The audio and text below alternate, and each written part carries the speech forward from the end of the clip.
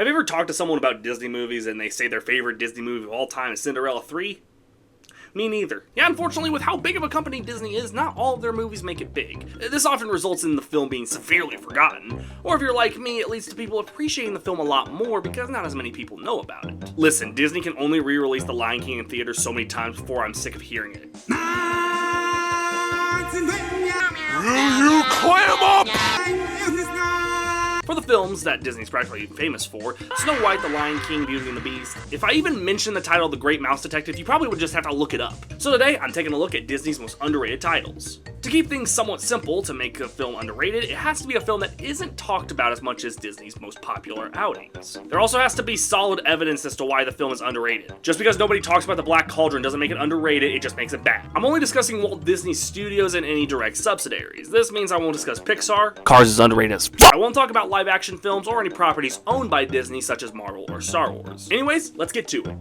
You know, when you look up underrated Disney movies, it doesn't matter where you look, Treasure Planet is like the default on the list. I've discussed this film before in a video discussing box office bombs, and I really don't know how else to say it except clearly Disney wanted this to bomb. It's pretty much Treasure Island in space, following a super cool Jim Hawkins going on a pirate quest. We have a pretty fucking cool Long John Silver's, a pirate captain Cat girl? I don't know, it made some people furries. Hey, put your hands up! Yeah, put that hand right the fuck back down. The only issue I have with this movie is that it was clearly made in 2002. Damn you, Tony Hawk, you just had to write that wooden board, didn't you? The whole film is really gorgeous to look at, and I hate that it didn't make the money because it really could have been a Disney classic. Hell, that same year they released Lilo and Stitch, and look where that got it. Did he just say the alien N-word? I like that over 20 years later, the film is being talked about more fondly. Again, the Disney trying to be hip with the cool crowd stuff is a little annoying, but if you can look past that, check this one out. The Sword in the Stone from 1963 definitely wasn't a film I watched all that much as a kid, and I didn't watch it all that much as an adult either, but either way, it's cute enough. I think the big thing here is that the 60s was like the 80s and 2000s for Disney. Their movies weren't quite iconic yet, so for this film, it just kind of fell into the same crowd as the other Disney films at the time. I think Merlin and the villain are pretty good highlights. This is a very underrated villain, even if she can get a little forgettable. I don't know what else to say, it's a good little flick for the time it was released. Winnie the Pooh for Disney was like Justin Timberlake's and DWI. Often, if there was a Winnie the Pooh movie, it usually was pretty good, because Disney knew how to handle the character, something that clearly other filmmakers don't know how to handle. With that, the 2011 Winnie the Pooh is the film that often falls under being underrated. It's strange, 2011 Disney movies seem to have a pattern there. This one is really standard, like, it does everything Winnie the Pooh does, and it does it well. It's not a miracle film, like I don't think anyone will watch this and their lives will change forever. Though weirdly, the other 2011 Disney Gem did just that for me, but that's another day. But if you like Winnie the Pooh, the 2011 film is for you. Oh, that rhymed! Of all the Disney DVD sequels that came out between 1994 and 2007, I do argue one of the best ones was Cinderella 3. Because it's the only one of these films that takes place after Happily Ever After, where the villain says, hey, yeah, fuck your Happily Ever After. The idea of changing time so Cinderella never gets her happy ending is something I'm surprised not more of these shitty DVD sequels did. If I could turn back time, I'd make sure Max gets with Roxanne, because who the fuck is this? Also, I'll say it, this is a funny fucking film. It's not laugh out loud funny, but little bits here and there add up. A stick. Ooh, let's beat her with it. I don't think you're really gonna get anything amazing out of this, but for the standards set by literally every DVD sequel Disney did before this, Cinderella 3 ain't that bad. Right before Disney saw their Renaissance era with The Little Mermaid, they had a little film called The Great Mouse Detective. This is actually a really good film. It's one of those films that does just enough to stand out. I love the villain, Basil is fun, the other characters have their moments. The mystery is great, and his final fight in the clock tower is pure fun. Like, this is god tier animation for the time. I don't know how else to say, just go watch it. It's not on par with anything in the Disney Renaissance era, but it's a cute little film that I absolutely enjoyed. Okay, so here's the hot take for this video. Me personally, I don't find Atlantis the Lost Empire to be underrated, because for me, it demonstrates exactly why it bombed beautifully. Which sucks because this was around that time that Disney was really wanting to be more mature with their projects. Could you imagine a PG-13 underwater adventure film? Especially in this caliber, I mean, they had so much, but they do a lot of things they strangely would do 22 years later with their PG-13 Haunted Mansion movie. They say it's PG-13, but it's really Disney's PG-13 because they don't want to lose their family-friendly audiences. As for this film, what do you expect? It's a very standard adventure film that I will say is gorgeous. It's a beautiful film. But literally nothing about this movie stands out for me other than the visuals. And Kida, but that's just because she's voiced by Cree Summer. Rourke is one of the worst Disney villains subjectively. He is literally just the big bad guy who wants money. and there's nothing to him personality-wise. You could literally replace him with money in a suit and nothing would change. I do think if you like movies like 20,000 Leagues Under the Sea or any of those adventure movies that, yes, are very predictable but fun to watch, you'll probably get something out of this. All I know is that I understand why it didn't do too well. The Emperor's New Groove was a bit weird. It pretty much said, let's put David Spade of all people as a llama. Because if there's anyone I'd like to see in a Disney movie, it's Joe Dirt. That being said, holy fuck is this movie funny. It's one of those movies that I dare say, even when the jokes don't work, they still land because the characters are just that likable.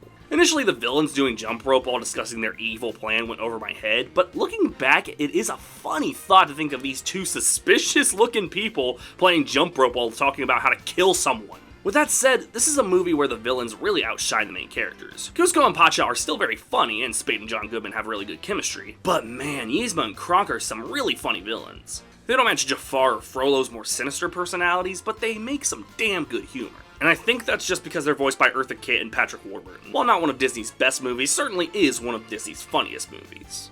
In that weird era between 2005 and 2008 where Disney was experimenting with CG animation, opposed to the dying hand-drawn style they were known for until then, Bolt was one of those that always fell through the cracks. Kinda similar to other movies in this era, the concept itself isn't anything new. A huge action star not being able to decipher his show from reality.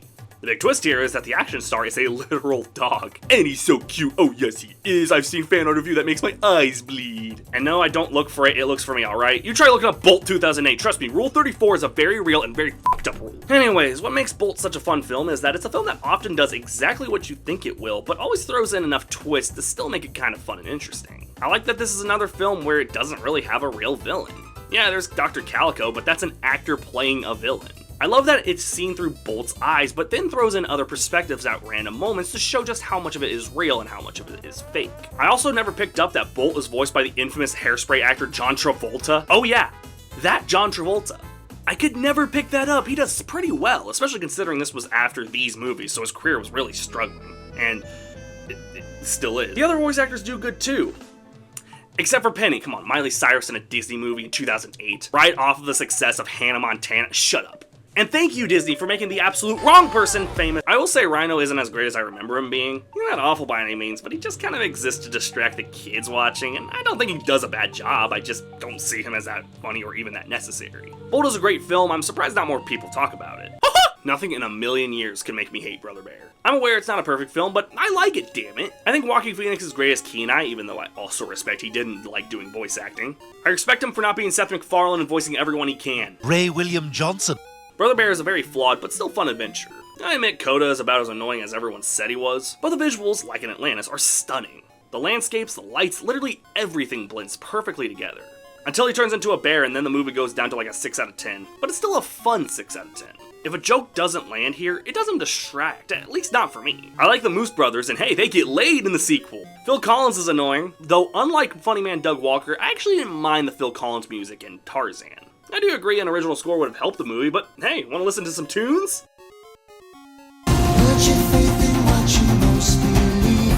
But in Brother Bear, it's way more distracting because they put those songs in scenes that genuinely could have used original score. Like, look at this scene where Kenai is literally telling this cub, this baby cub, some serious life-changing news, and then there's Phil Collins in like, your mother is dead. What shoes did she have on? Seriously, they could never make me hate you, Brother Bear. Well, what can I say? This was my first ever movie when I was a kid, and it really stuck with me throughout the years. It's a good comfort movie. It doesn't feel the need to do anything extra, it just kinda exists. It delivers what it promises. I do like that for being a movie about Goofy, a character who literally relies on slapstick and fast-paced movements. The slow moments in this movie really work. The music also slaps. I mean, seriously, there ain't a bad song in this soundtrack. Anyways, the film is very simple. It's a very standard story, it doesn't do too much, and it does its job fine. I also like Roxanne, and I'm pissed that not only is she replaced in the sequel, but the only other appearance she ever made was one episode of House Mouse. Thank you, Mr. Goofy. And I'd just like to say, I, for one, am glad you're our waiter. Mwah. Oh shit, Goof! No, she's 17! You can't do that! Beat your ass and out the Bible if God watching! Say, Goof! I hear you like I'm young! Not much to say. I'm aware it's not a masterpiece, but it does its job fine. It has Pauly Shore in it, and that fact alone bumps it down to 7 out of 10. Did this movie create furries? I can't think of any other movie of this caliber with furry shit before 1973 that would have these kinds of characters. With that said, this is a very interesting telling of Robin Hood. Robin Hood is a fox, Prince John is a lion, Maid Marian is hot, this film is awesome. It's a very standard telling of Robin Hood, but for 1973, it's actually alright. I don't think there's really anything new here. It's not my favorite Robin Hood adaptation, but it's certainly a weird one.